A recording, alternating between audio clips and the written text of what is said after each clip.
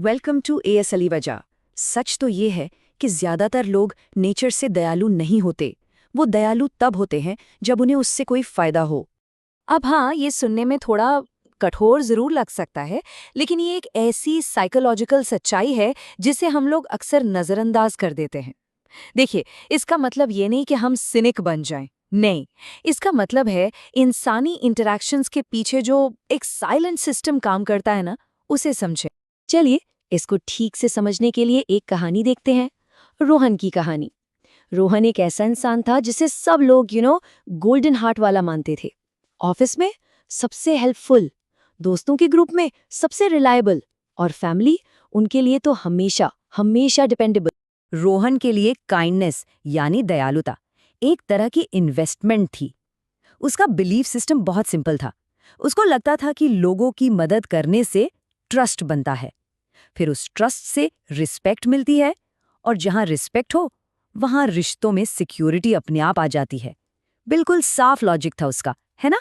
लेकिन कुछ साल ऐसे ही निकल गए और फिर एक पैटर्न साफ नजर आने लगा। देखिए, जब तक रोहन हर काम के लिए हाँ कहता था, अवेलेबल रहता था, तब तक सब लोग उसके आसपास थे।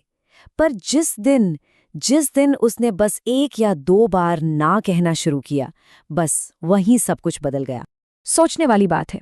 वही लोग जिन्होंने उसे गोल्डन हार्ट का टैग दिया था, अब उस पे इल्जाम लगा रहे थे। वही चीजें, तू पहले जैसा नहीं रहा, तू तो सेल्फिश हो गया है, बस थोड़ी सी हेल्प ही तो मांगी थी। अचानक से उनका टोन, उनका बर्ताव, सब कुछ बदल गया।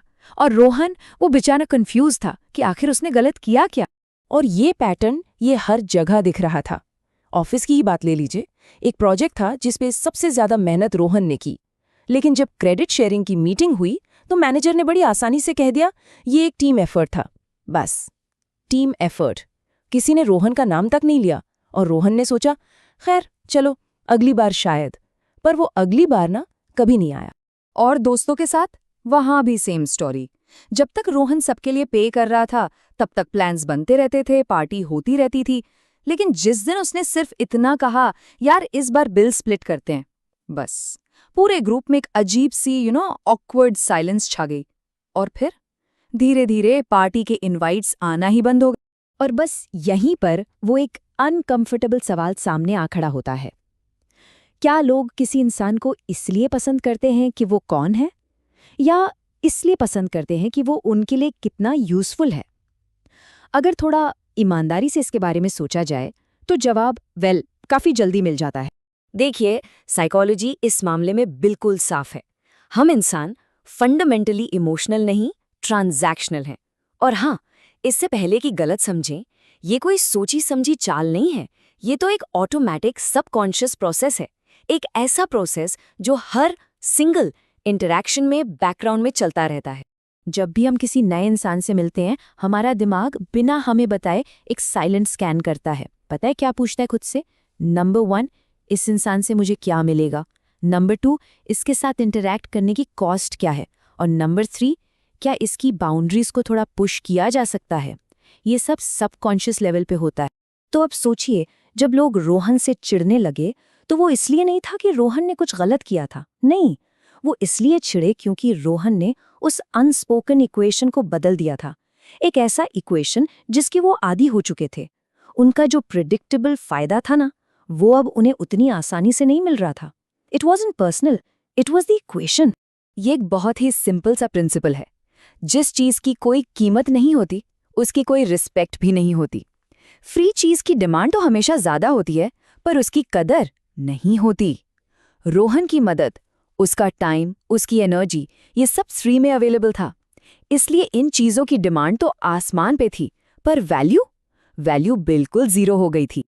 अब इसका मतलब ये बिल्कुल नहीं है कि काइंडनेस ही प्रॉब्लम है। बिल्कुल नहीं, प्रॉब्लम है ब्लाइंड काइंडनेस, मतलब बिना किसी स्ट्रैटेजी के की गई दया। ये ऐसी काइंडनेस है जो सीधे सीधे एक्सप्लॉइटेशन को दावत देती है और एंड में सिर्फ कड़वाहट ही दे जाती है। तो सोल्यूशन क्या है? सोल्यूशन है स्मार्ट काइंडनेस। ऐसी काइंडनेस जो स्ट्रेटेजिक हो, अवेयर हो, और जो रिस्पेक्ट अर्न करे, मांगे। ये सोशल डायनामिक्स का एक अनस्पोकन रूल है। लोग किसी की अच्छाई की उतनी ही कदर करते हैं जितना उन्हें उस अच्छाई को खोने का डर होता है। अगर किसी के ना होने से सामने वाले की जिंदगी में कोई खास फर्क नहीं पड़ता, तो फिर उसके होने की वैल्यू भी अपने आप कम हो जाती है।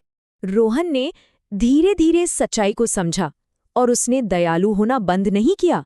नहीं, उसने बस अपनी काइंडनेस की जो डायरेक्शन थी ना, उसे बदल दिया।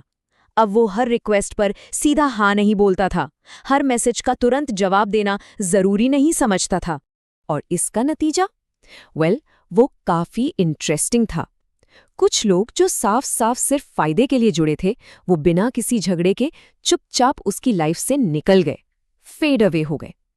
और कुछ दूसरे लोग, वही लोग, अचानक से उसके लिए रिस्पेक्टफुल हो गए। उनकी रिक्वेस्ट्स अब ज्यादा पोलाइटली आने लगी। सोचने वाली बात है, इंसान वही था, बस उस तक पहुंचने का तरीका बदल गया था। तो इस स्मार्ट काइंडनेस को अपनाने के लिए 3 आदतें बदलना जरूरी है। नंबर 1, ये एक्सप्लेन करना बंद करना होगा कि मदद क्यों नहीं कर सकते, क्योंकि एक्सप्लेनेशन हमेशा नेगोशिएशन शुरू करता है। नंबर 2, अपनी काइंडनेस के बदले में अप्रिसिएशन या तारीफ ढूंढना बंद करना होगा। और नंबर 3, ये जताना बंद करना होगा कि लोगों के लिए कितना कुछ किया जाता है। अब ऐसा करते हुए शायद किसी को लगे कि वो सेल्फिश हो रहा है, लेकिन यहाँ एक बात समझनी जरूरी है। सेल्फिश होने में और सिलेक्टिव होने में एक बहुत बड़ा फर्क है। सेल्फिश लोग वो सिर्फ लेते हैं, जबकि सिलेक्टिव लोग वो देते हैं, पर समझकर, सोचकर। आखिर में ये समझना जरूरी है कि इंसान जालिम नहीं होते, हम स्ट्रेटेजिक होते हैं। और जब कोई इस बात को समझ जाता है ना, तो वो जिंदगी को लेकर बिटर नहीं होता, बल्कि वो स्मार्टर हो जाता है। अगर ये सब सुनकर किसी को भी थोड़ा अजीब या अनकंफर्टेबल महसूस हो रहा है, तो इसका शायद एक ही मतलब है कि उसने उस ट्रांजैक्शन को पहचान लिया है जिस पर पहले कभी ध्यान ही नहीं गया था। हमारा वीडियो देखने के लिए धन्यवाद। अगर आपको वीडियो पसंद आया तो लाइक, कमेंट, शेयर और सब्सक्राइब करें।